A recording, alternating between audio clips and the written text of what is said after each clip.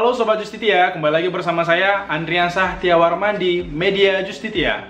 Baik teman-teman, hari ini kita bakal ngebahas tentang apakah perjanjian itu harus tertulis atau tidak. Nah, sebelumnya kita sering mendengar di halayak ramai di masyarakat, banyak orang-orang yang berkomentar, oh perjanjian itu yang sah cuma perjanjian yang ditandatangani para pihak. Perjanjian itu hanya perjanjian yang dibuat, diketik, harus ada wujudnya, hitam di atas putih. Perjanjian harus dibuat di hadapan notaris dan macam-macam, dan lain sebagainya. Timbul pertanyaan, apakah perjanjian itu memang harus selalu tertulis? Nah, sebelum kita bahas mengenai hal tersebut, kita bahas dulu apa sebenarnya perjanjian itu. Ya, jadi teman-teman, perjanjian atau kontrak itu merupakan suatu peristiwa di mana satu orang atau lebih mengikatkan dirinya kepada satu orang atau lebih lainnya, dan kedua belah pihak itu mengadakan perjanjian untuk melaksanakan sesuatu hal. Itu dibahas di pasal 1313 KUH Perdata.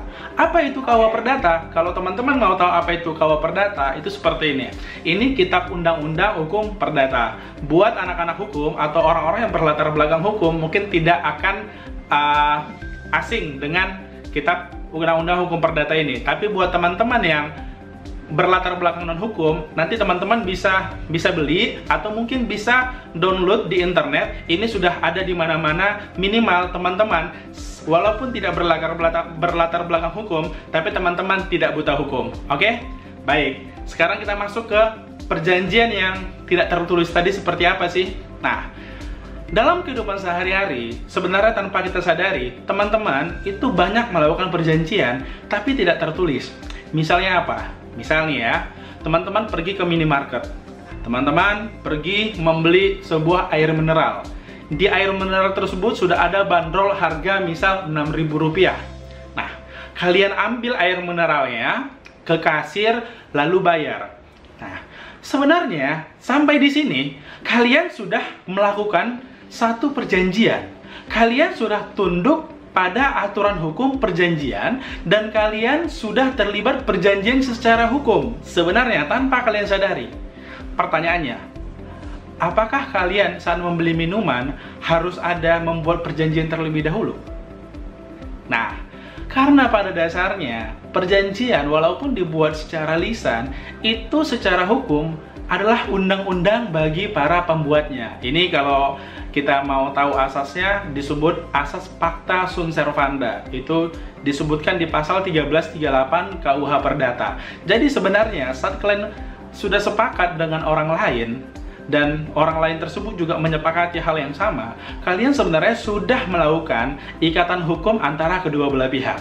Sampai di sini kita sudah mulai memahami ya. Nah, berarti pada dasarnya tidak ada syarat perjanjian itu harus dibuat secara tertulis.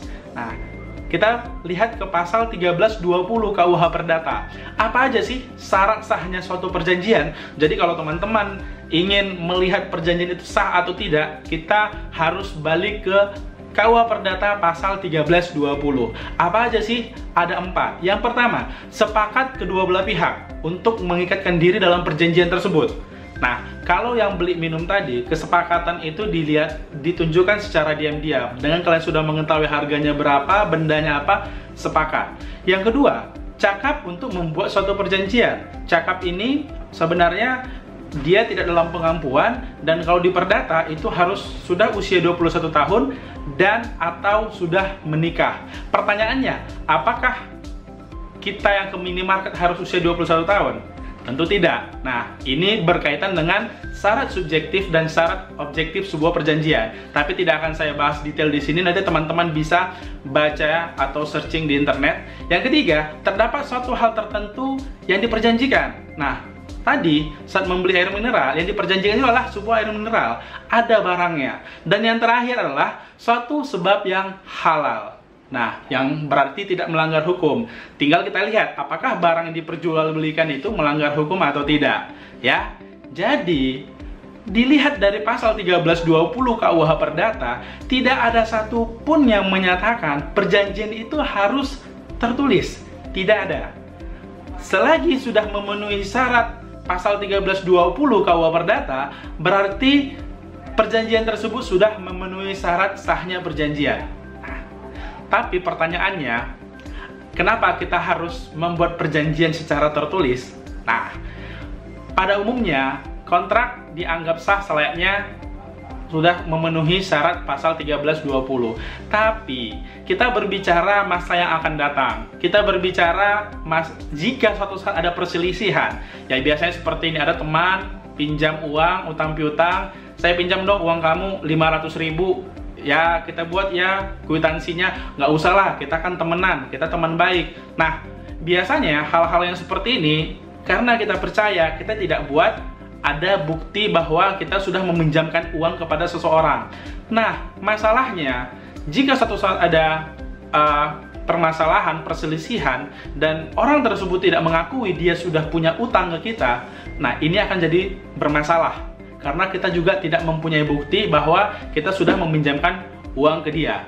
Nah, jadi terdapat beberapa perjanjian juga selain yang saya sampaikan tadi di pasal 1320, memang ada beberapa perjanjian yang harus dibuat secara tertulis. Apa saja? Misal yang pertama, perjanjian kerja waktu tertentu atau PKWT.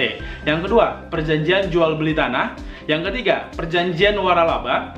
Yang keempat, perjanjian pengalihan saham. Yang kelima, perjanjian hibah dan perjanjian lain yang diatur dalam undang-undang. Nah, jadi, kembali ke perselisihan tadi, saat teman-teman akan berselisih di kemudian hari, kita melihat ada 5 jenis alat bukti yang diatur dalam pasal 164 HIR. HIR itu merupakan Reglamen Indonesia yang diperbaharui, itu seperti ini. Ini mengatur tentang hukum acara perdata di Indonesia. Apa aja alat bukti yang disampaikan di situ? Nah, di sini dijelaskan, biar kita langsung baca tidak salah. Yang pertama, alat bukti surat. Yang kedua, alat bukti saksi. Yang ketiga, persangkaan-persangkaan. Yang keempat, pengakuan. Dan yang kelima, sumpah.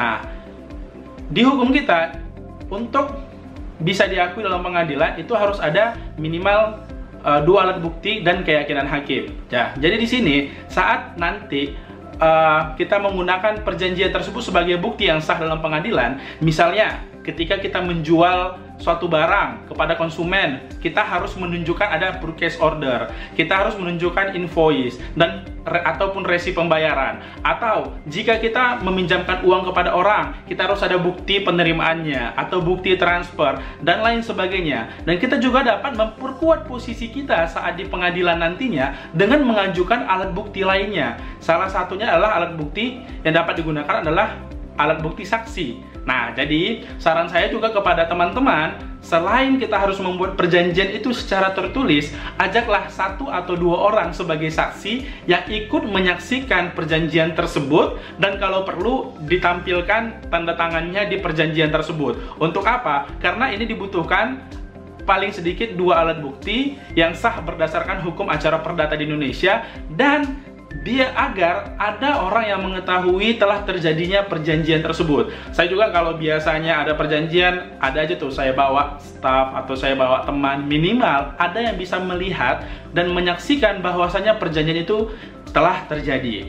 Nah, itulah beberapa penjelasan mengenai perjanjian, apakah harus dibuat secara tertulis atau tidak, dan perlu kita ketahui, meski perjanjian dapat dibuat secara lisan, ada baiknya memang dibuat secara tertulis, karena dimana dengan perjanjian tertulis kita dapat menjelaskan secara detail mengenai hal-hal yang disepakati oleh kedua belah pihak, dan kita juga bisa memberi kepastian hukum sebagai alat bukti di pengadilan nantinya. Jika satu hari nanti ada perselisihan antara para pihak, jika perselisihan diselesaikan melalui lembaga peradilan, bukti tertulis merupakan alat bukti yang paling penting dan paling kuat, sehingga ada baiknya jika kita membuat suatu perjanjian secara tertulis dalam melakukan transaksi atau melakukan hal lain yang memang harus ada persetujuan antara kedua belah pihak, itu sangat penting untuk dilakukan. Jadi teman-teman, harapannya dengan penjelasan singkat ini kita bisa memahami secara hukum bahwasanya perjanjian itu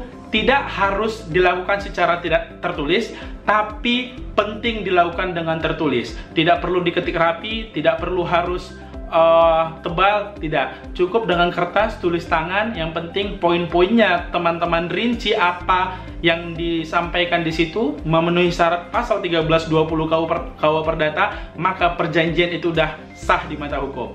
Terima kasih teman-teman, mohon maaf jika ada kesalahan. Sampai ketemu di diskusi selanjutnya. Salam Sobat Justitia.